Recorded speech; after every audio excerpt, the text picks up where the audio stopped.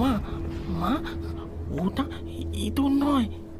আমি জানি রে, তুই পালা অপু, তুই পালা, নয়তো তোকেও শেষ করে ফেলবে। তুই আর এখানে কখনো আসিস না, পালা পালা। অপু তার ছোট্ট বুদ্ধিতে বুঝতে পারে তার মা আর বেঁচে নেই।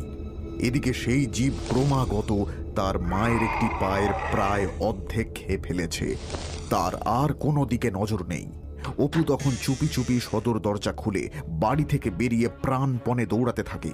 এদিকে বৃষ্টি কমে আসায় মনোহর বাবু দুর্গাকে সাথে নিয়ে ওদের বাড়ির দিকেই আসছিলেন। দূর থেকে অপুকে ছুটে আসতে দেখে তারা ওর কাছে যান।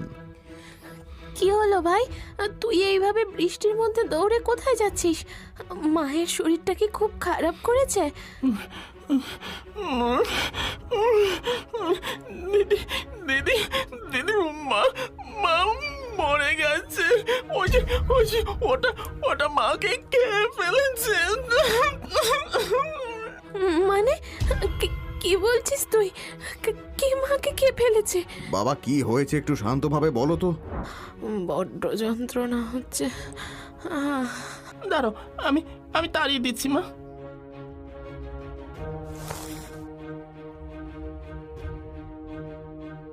মা মা, ওটা ইঁদুর নয়। আমি জানি রে, তুই পালা অপু, তুই পালা, নয়তো তোকেও শেষ করে ফেলবে। তুই আর এখানে কখনো আসিস না, পালা পালা।